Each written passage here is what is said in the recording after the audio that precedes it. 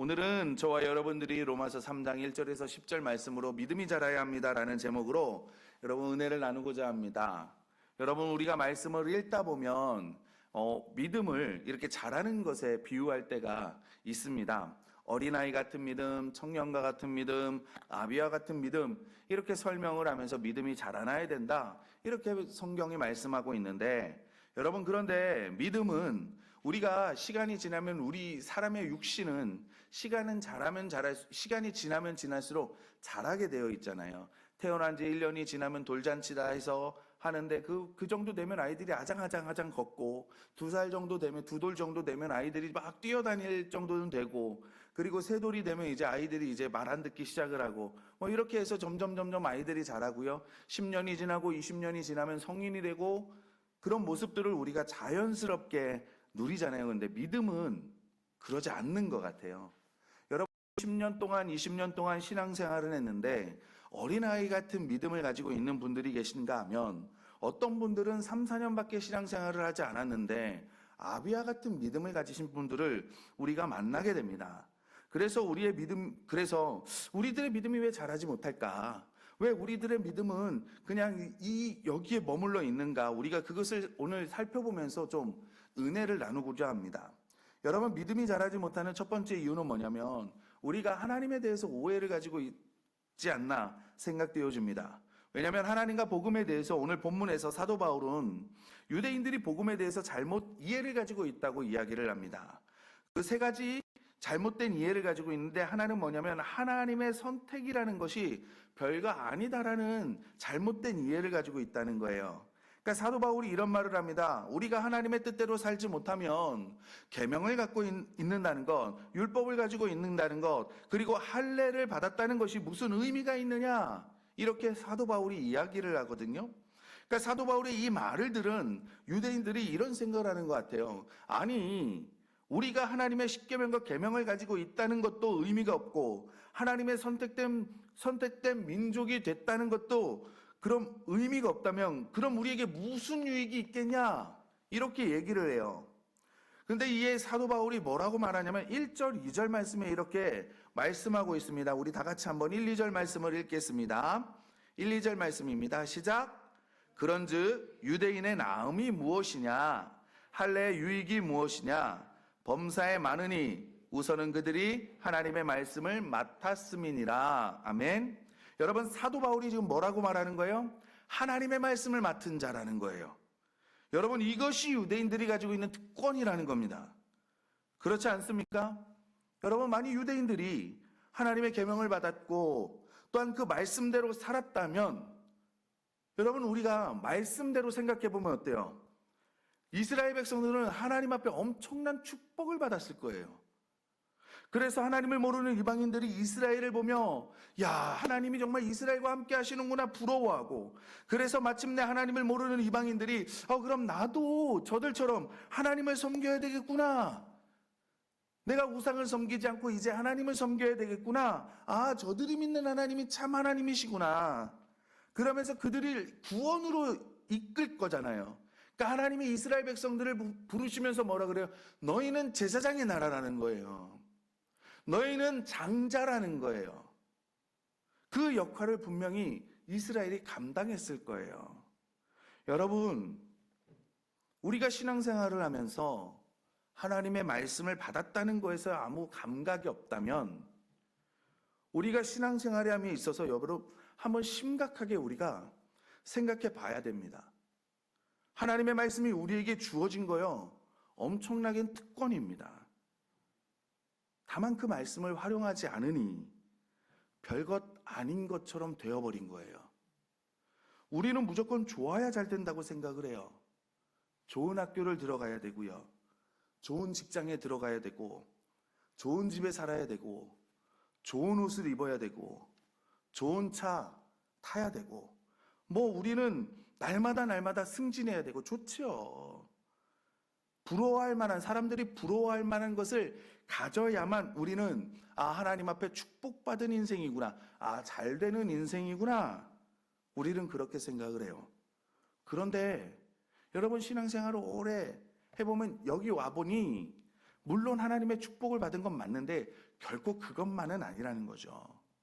여러분, 요셉을 한번 생각해 보십시오. 요셉이 총리가 될 수 있었던 이유가 무엇입니까? 좋은 집에 있어서 그런 겁니까?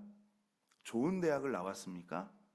좋은 차를 타고 한 사두마 차를 타고 요셉이 다녔기 때문에 총리가 되었습니까? 요셉이 총리가 되었을 때는 노예예요. 사람 취급을 받지 못하는 그런 사람이었다고요. 모세도 한번 생각해 보십시오.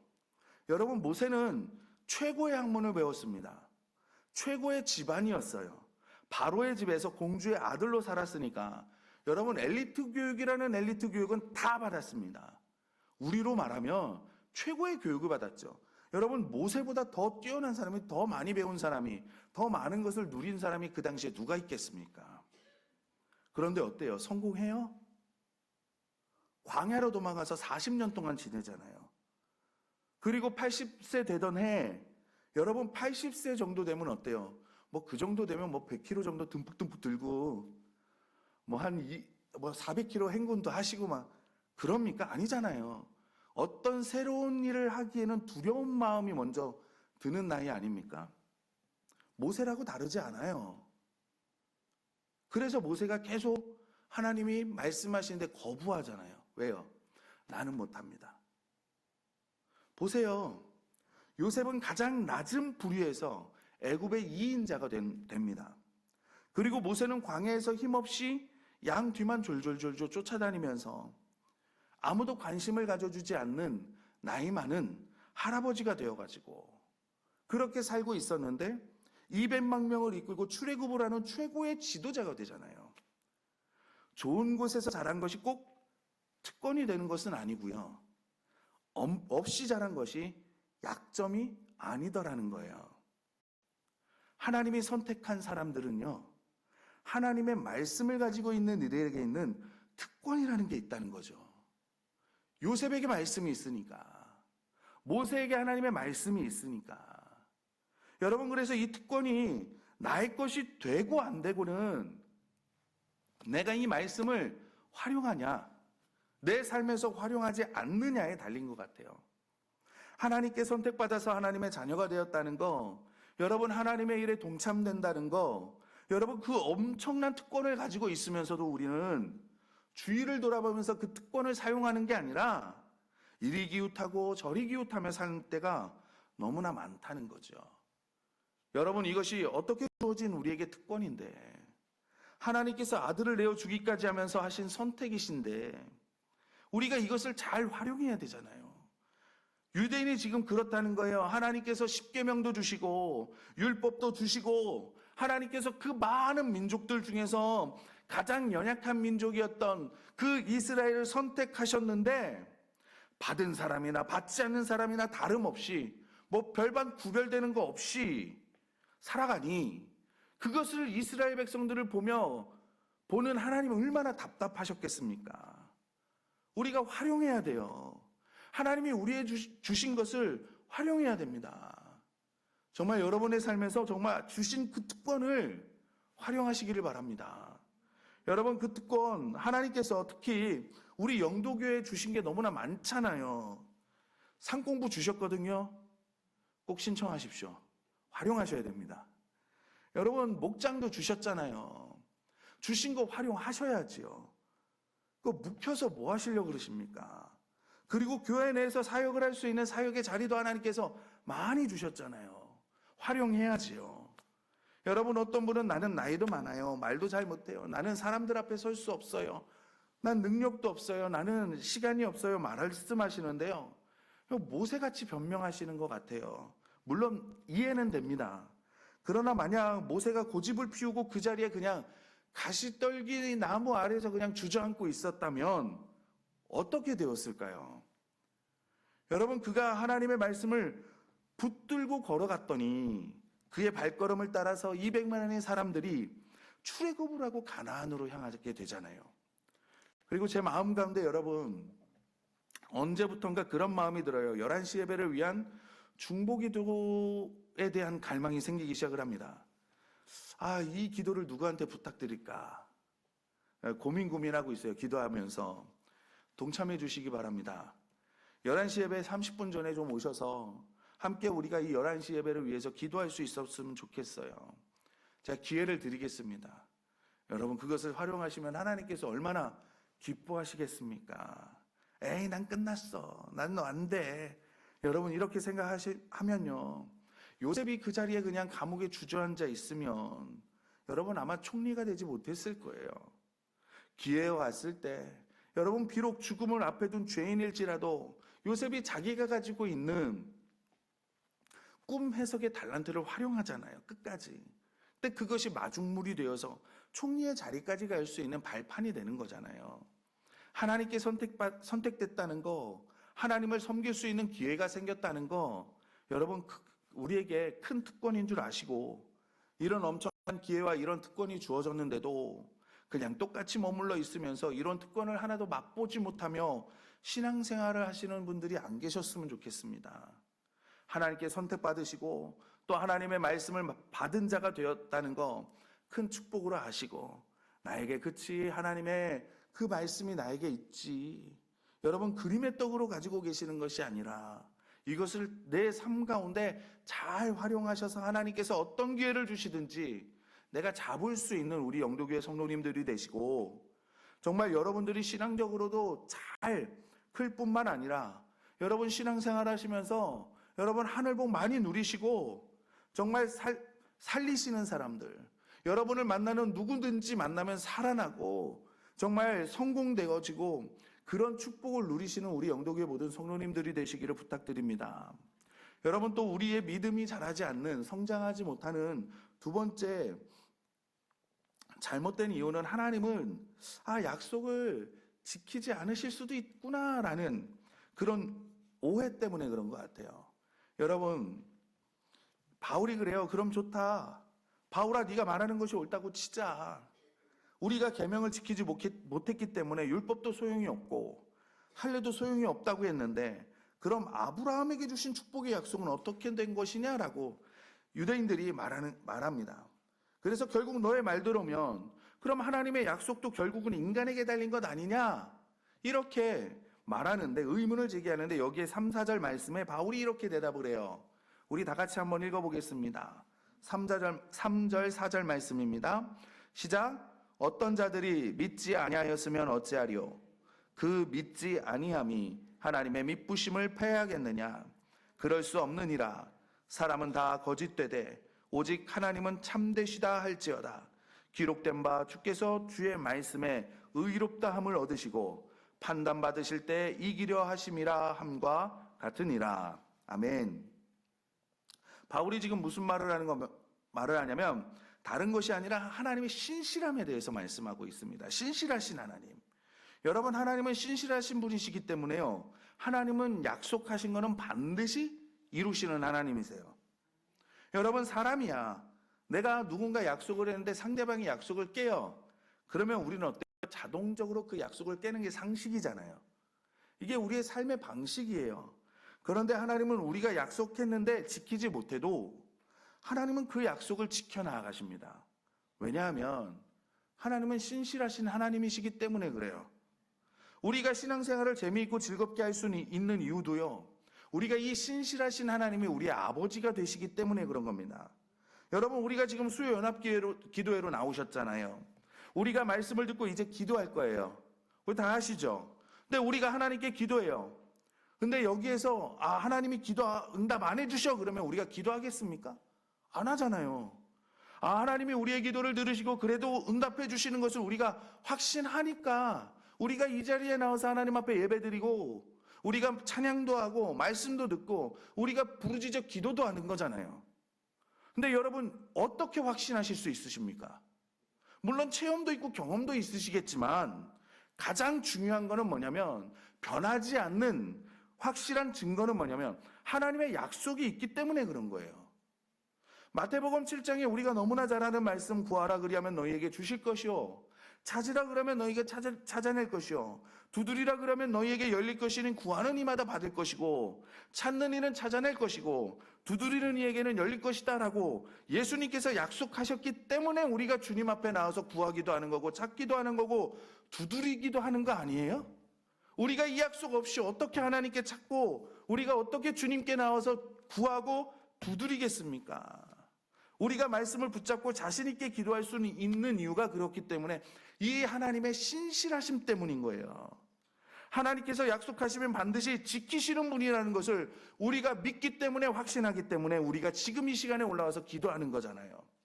우리가 어려운 시험을 당할 때 낭망하지 않고 소망을 가지고 잘 견디고 우리가 극복할 수 있는 이유도 바로 이 하나님의 신실하심 때문입니다.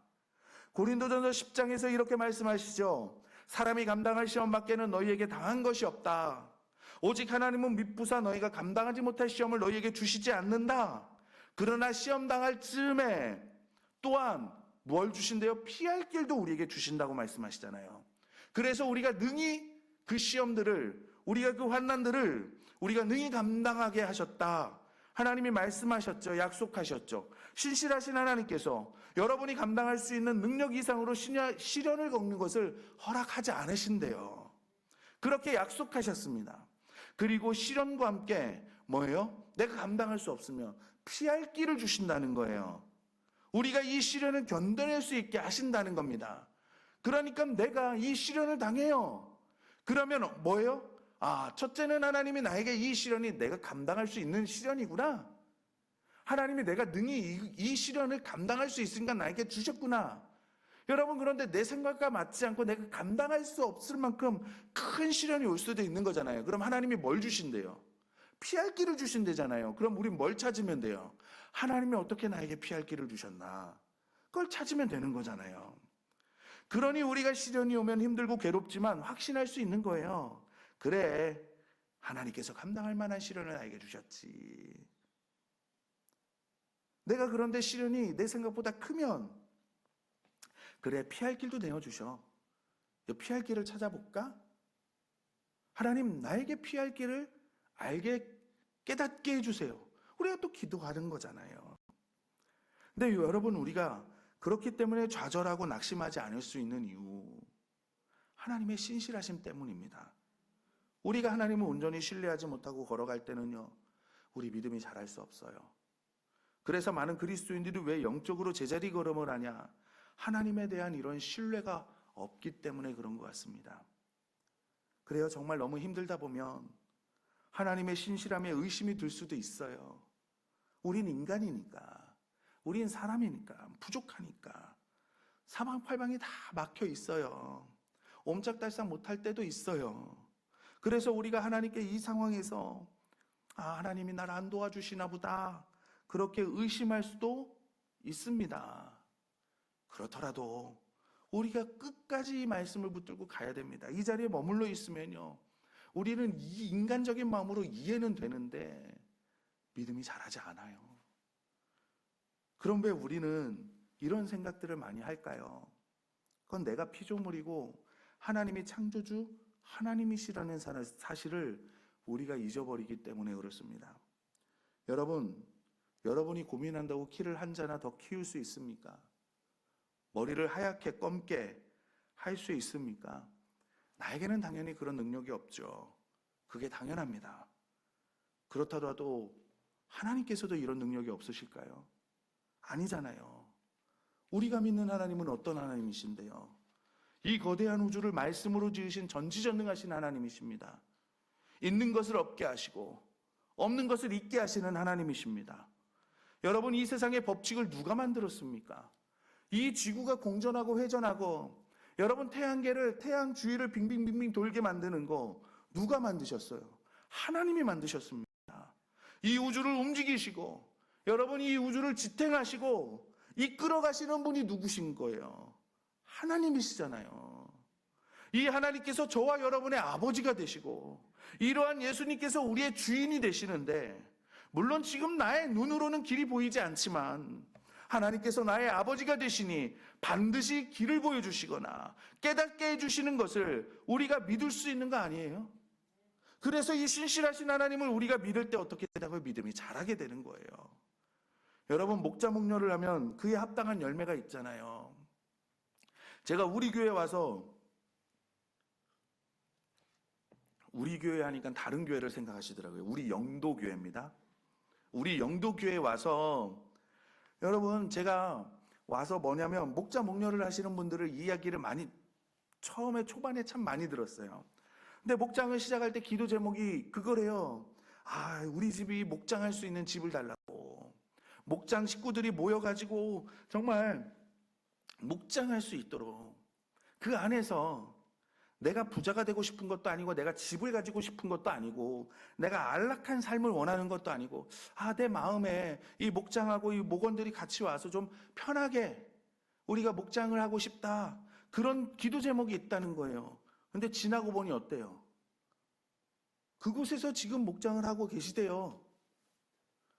우리가 그런 일들이 생기잖아요. 우리의 삶 가운데 간증들이. 하나님은 인간이 아니세요. 하나님께서는 약속하시면 반드시 지키십니다.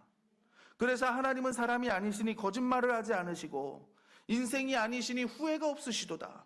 어찌 그 말씀하신 바를 행하지 않으시며 하신 말씀을 실행하지 않으시랴라고 성경이 우리에게 말씀해 주고 계시잖아요. 하나님께서 어떻게 이루실 것인가?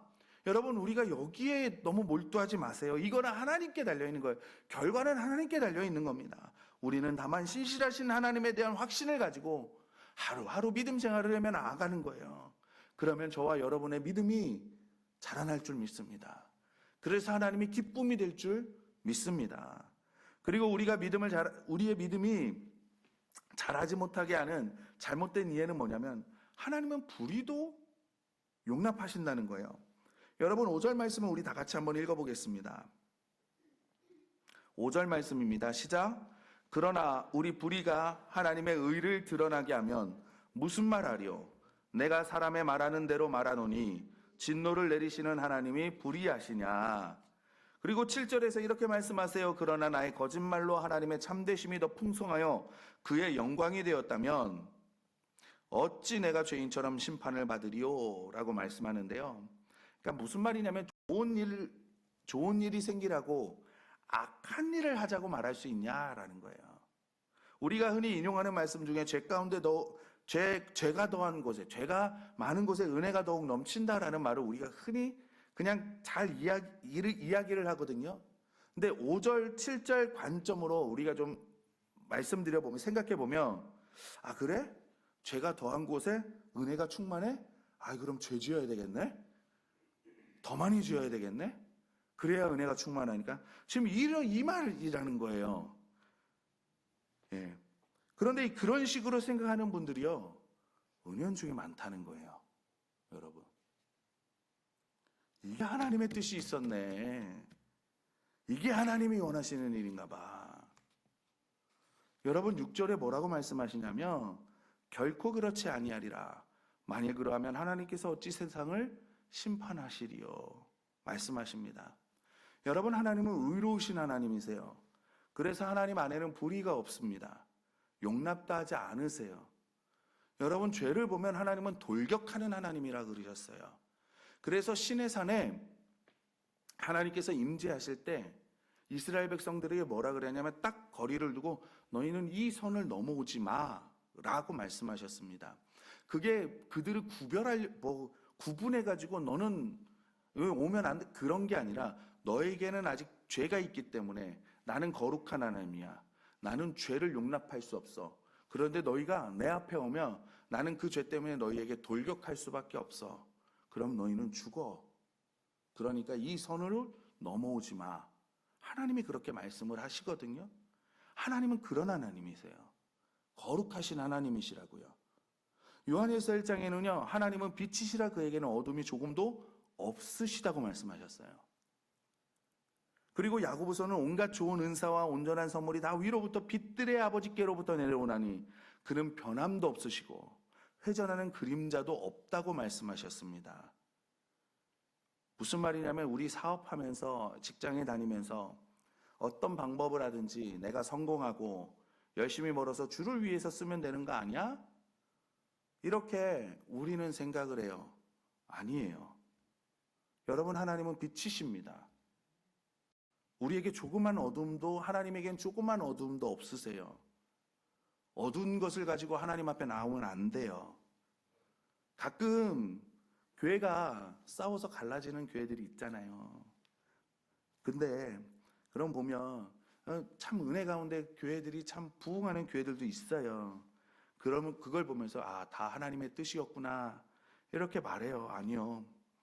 어떻게 싸우고 분쟁하고 이간질하고 갈라서는 게 하나님의 뜻이겠습니까? 악도 선용하시는 하나님께서 은혜를 주셔서 한없이 긍휼히 여겨주셔서 악을 선으로 바꾸신 거죠. 그런데 우리 삶에 이런 일들, 이런 해석들이 얼마나 많은지 몰라요. 나에게 아무런 일이 일어나지 않았기에 하나님께서 용납하신다고 생각하지 마시기 바랍니다. 그건 우리에게 회개할 기회를 주시는 거예요. 그래서 이런 잘못된 이해로 인해서 우리의 믿음이 자라지 않는 겁니다. 저는 우리 영도교회 성도님들 정말 하나님을 올바로 믿으시고 올바로 행동하시고 올바로 살아가셔서 믿음 생활하셔서 하늘의 축복을 많이 정말 많이 받아 누리셨으면 좋겠습니다. 그리고 믿음 또한 무럭무럭 자라나셔서요. 정말 무리도 걸으시고 홍해도 가르시고 물이 없다 그러면 반석도 한번 툭 쳐가지고 물도 한 컵 쫙 시원하게 드시고 여러분 먹을 것이 없다 그러면 하나님 하면서 기도하면 하늘에서 하나님께서 만나도 주시고 어디 갔는데 밥이 없어 그럼 도시락 가져와봐 그리고 기도해서 5,000명도 먹이시고 여러분 그런 축복들을 많이 좀 누렸었으면 좋겠습니다. 여러분 우리 믿음이 자라지 않는 큰 두 번째 이유는요. 우리의 육신을 굴복시키지 않았기 때문에 그래요. 다른 말로 하면 자아를 내려놓지 않았다. 자기 부인을 하지 않았다. 순종하지 않았다라는 말로 해석될 수 있을 겁니다. 여러분 우리가 7절에서 18절을 보면 내가 얼마나 큰 죄인인지를 알아요. 여러분 그러나 나의 거짓말로 하나님의 참되심이 더 풍성하여 그의 영광이 되었다면 어찌 내가 죄인처럼 심판을 받으리요. 쭉 말하고요. 10절에서 기록된 바 의인은 없나니 하나도 없으며 깨닫는 자도 없고 하나님을 찾는 자도 없고 다 치우쳐 함께 무익하게 되고 선을 행하는 자는 없나니 하나도 없도다. 그들의 목구멍은 열린 무덤이고 그 혀로는 속임을 일삼으며 그 입술에는 독사의 독이 있고 그 입에는 저주와 악독이 가득하고 그 발은 피 흘리는데 빠른지라. 파멸과 고생이 그 길에 있어 평강의 길을 알지 못하였고 그들의 눈앞에 하나님을 두려워함이 없느니라. 여러분 여기 보면 신체적인 부분들을 많이 말하잖아요. 눈, 입, 발 뭐 하잖아요. 뭐냐면 우리의 육체 모든 것이 이미 죄에 오염되어 있다는 거예요. 여러분 죄에는 능력이 있습니다. 죄에는 힘이 있어요. 죄에는 지배력이 있습니다. 무슨 말이냐면 여러분 우리 흔히 세상 사람들이 이야기할 때 이런 비유 정말 싫어하는데 이 자리에서 근데 이해하기 사람이 술을 마시다가 술이 사람을 마신다 그러잖아요. 즉 우리가 죄를 짓는 게 아니라 죄가 우리를 죄를 지배해서 죄를 짓게 하는 거예요. 여러분 험한 말 많이 하시는 분 있죠. 그런 분들이 내가 의식하고 그 말을 하는 것 같습니까? 아니면 습관처럼 나오는 겁니까? 습관처럼 나오는 거거든요. 우리가 습관으로 말하지만 이미 저주하는 말이 내 입에 배어 있는 거예요. 지배를 받고 있는 거예요. 죄의 지배를 받고 있기 때문에 그렇습니다. 여러분 살아가시면서 선한 일 하기가 쉬우십니까? 그냥 무시하고 지나가거나 악한 일을 하기가 쉬우십니까? 왜 우리는 꼭 훔친 떡이 맛있어야만 되는 겁니까? 나눠 먹는 떡이 더 맛있어야 되는 거 아닙니까? 오늘 저녁 수요연합 기도에 오시는 발걸음 어떠셨습니까? 고민되셨습니까? 아닐 줄 믿습니다. 친구들하고의 약속의 발걸음과 오늘 이 성전을 올라오는 발걸음을 한번 생각해 보시기 바랍니다. 여러분 우리의 3대 구경 있잖아요. 뭐예요? 불구경, 물구경, 싸움 구경. 왜 꼭 이게 3대 구경이어야 됩니까? 그게 우리의 눈을 왜 즐겁게 해야 되는 겁니까? 가까운 사람들과의 대화에서 여러분 얼마나 많은 사람들을 칭찬하십니까? 아니면 흉을 많이 보십니까? 우리의 모든 기관들이 죄의 지배를 받고 있는 거예요. 그래서 우리가 예수님을 믿고 난 다음에 우리의 믿음이 자라게 하려면 어떻게 해야 되냐면 우리의 육신을 굴복시켜야 됩니다. 자아를 내려놔야 돼요. 말씀에 순종해야 돼요. 저도 마찬가지예요. 많은 분들이 예수님을 믿고 하나님의 뜻대로 살려고 해요. 저도 마찬가지고 여러분도 마찬가지일 줄 압니다. 그런데 왜 안 될까요? 우리의 결심이 없을까요? 아니요. 결단이 없을까요? 아니요. 마음이 없을까요? 그것도 아니잖아요. 내가 그거를 하고 싶은 욕심이 없을까요? 아니요. 마음은 원이로되 육신이 약한 거예요. 우리의 육체를 굴복시키지 않기 때문에 그렇습니다. 여러분, 우리가 신앙생활하면서 누릴 거 다 누리고 할 거 다 하고 세상 사람들이 하는 거 다 하면서 믿음이 자라기를 원하십니까? 제 동기 중에 태권도 선수를 하다가 다쳐가지고 포기한 동기가 있어요. 자기가 이렇게 체육하는 사람들을 모아놓은, 그러니까 한 체대 이런 데 보면 제일 불쌍한 사람이 누구냐면 레슬링 선수래요. 레슬링 선수. 그러니까 왜 그러냐 그러니까 땀을 뻘뻘 흘리면서 그 하루 종일 서로 이렇게 몸을 비빈대요. 아우, 저는 생각만 해도 여러분, 근데 그거를 올림픽 나가는 선수는 4년 내내 하는 거예요. 매일매일. 노는 거 줄여가고 잠자는 거 줄여가고 먹고 싶은 거 줄여가고 다 줄여가면서 올림픽을 준비하는 거예요. 운동선수를 준비하는 거예요. 다이어트 하는 거, 여러분, 먹고 싶은 거 다 먹으시고 눕고 싶은 거 다 눕고 하면 어떻게 되는 줄 아십니까? 저처럼 돼요. 그럼 안 되잖아요. 무게 늘어나고요. 병과는 이제는 친구가 돼요. 가까워져요. 점점 나에게 다가와요. 제가 어디서 들었는데 어떤 성도님이 몸이 3개월 만에 몰라보게 달라진 거예요. 그럼 물어봤대요. 옆에 있는 사람이, 아니 어떻게 이렇게 몸이 달라졌어? 그랬더니 뭐라고 그 사람이 대답했냐면, 나 크게 한 거 없이 그냥 몸에 좋지 않은 것만 안 먹었어. 그렇게 대답했대요. 그러니 3개월 만에 몸이 확 달라지는 거예요. 여러분, 여기서 육신의 연약함 때문에 음식도 가려서 드시는 분들이 계시는 걸로 제가 알고 있어요. 우리의 육신도 그러할진데 왜 우리의 영은 아무렇게나 해도 잘할 거라고 생각하십니까? 왜 그냥 두면 괜찮을 거라고 생각을 하십니까? 여러분, 우리의 믿음이 자라지 않는 거 깨달음이 없는 것도 아니고요. 결심이 없는 것도 아니고요. 몰라서도 아니에요. 우리의 육체를 굴복시키지 않기 때문에 그렇습니다. 12절에 그러므로 너희는 죄가 너희 죽을 몸을 지배하지 못하게 하여 몸의 사욕에 순종하지 말고, 이렇게 말씀해요. 여러분, 우리가 하고 싶은 대로 하잖아요. 그러면 내리막길에 브레이크가 고장난 자동차처럼 우리는 죄를 향해서 달려가게 되어 있습니다. 그런 의미에서 여러분 대단하신 거예요. 예배 시간에 맞추시고 얼마나 급하게 올라오셨어요. 얼마나 결단을 하고 올라오셨습니까? 하나님이 얼마나 여러분들을 보며 기뻐하시겠어요. 얼마나 즐거워하시겠어요. 얼마나 큰 기대를 가지시겠습니까? 저는 그게 느껴지는 것 같아요. 여러분, 이제 상공부 신청하실 거죠? 대단하신 거예요. 예, 신청서 필경대에 있는 거 아시죠? 예, 하지 않을 이유는 수도 없이 많습니다. 이유도 타당하고요. 이해 못할 것도 없습니다. 그러나 우리가 육체를 다스리지 않으면 믿음은 자라지 않습니다. 오직하면 큰 교회에서 여러분 가장 성령 충만한 장소가 어딘 줄 아십니까? 교회에서 가장 성령 충만한 장소 어딘 것 같으십니까? 주차장이래요. 차 빼다가 싸워가지고요, 예배 시간에 은혜 받고 주차장에서 싸우느라요, 성령님을 내려놓고 그냥 출발한대요. 여러분, 우리가 그냥 간단히 말하는 유머지만, 농담이지만, 여러분, 이런 마음으로 일주일을 어떻게 우리가 살아갑니까? 이 땅에서. 육체의 정욕을 이기림은 보혈의 능력, 주의 보혈, 정결한 마음을 얻게 하니 참 놀라운 능력이로다. 찬양의 가사 가운데 나오잖아요. 저와 여러분은 육체를 굴복시켜서 삶 가운데 자유함을 맛보시고 믿음이 자라시고 하나님께 영광을 돌리시는 정말 귀한 하나님의 자녀분들이 되시기를 부탁드립니다.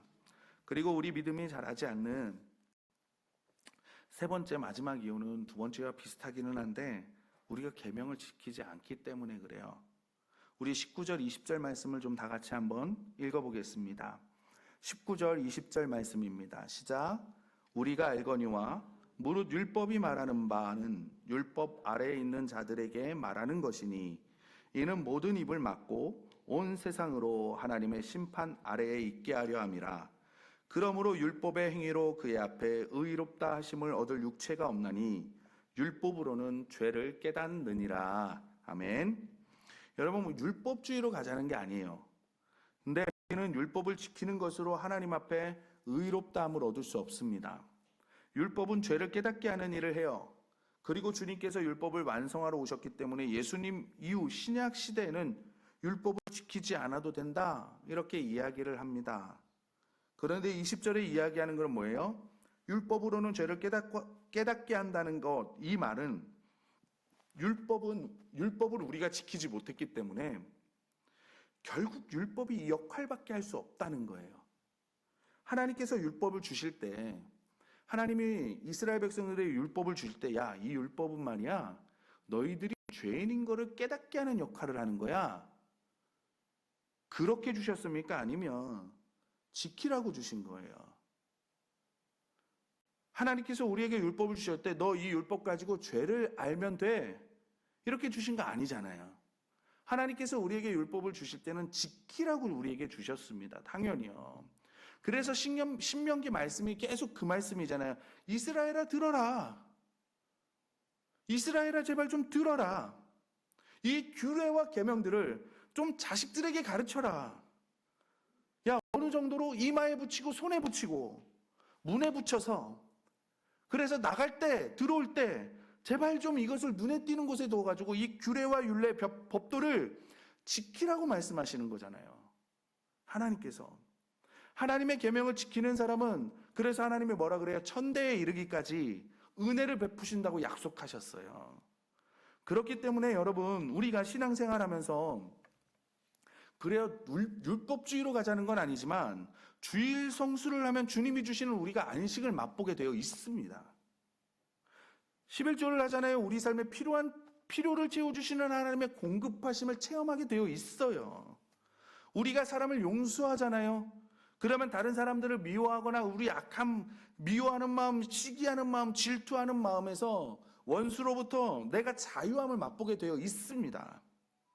하나님은 우리가 하늘의 복을 누릴 수 있도록 이 규례와 법도와 율례를, 계명을 우리에게 주신 거예요. 그래서 우리가 하나님의 말씀에 순종하고 따르면 복을 누리게 되어 있는 겁니다. 그럼 못 지키면 저주를 받냐? 아니에요. 못 지켜도요, 하나님은 우리를 사랑하시기 때문에 하나님의 은혜를 체험하게 되어 있어요. 하나님의 자녀이기 때문에. 그렇지만 믿고 순종하고 따르는 사람과 분명하게 다 누림은 다를 겁니다. 여러분, 우리는 약하기 때문에 넘어지기도 하고 실수하기도 합니다. 그런 가운데에서 우리가 하나님 앞에 또 나아가 회개하고 결단하고 나아가면 하나님은 또 우리에게 격려하시고 힘도 주시고 또 은혜를 베풀어 주세요. 그러면서 이것이 반복되어지면서 우리가 자라나는 거예요. 그러면서 어느 순간 보니까 내가 아장아장 걷던 내가 어느 순간 걷는 것이 막 되게 잘 걸었게 되고, 걷는 것을 넘어서 뛰어다니게 되고, 점프하게 되고, 막 구르기도 하고. 여러분, 그렇게 내가 자라가는 겁니다. 저는 우리 영도교회 모든 성도님들이 믿음이 자라셔서 자녀들의 믿음을 가지고 계셨다면 아이들의 믿음으로 커지시고, 아이들의 믿음을 가지셨다면 청년들의 믿음으로 자라나시고, 청년들의 믿음이 장성한 분량으로 아비로 자라나시기를 주님의 이름으로 축원합니다.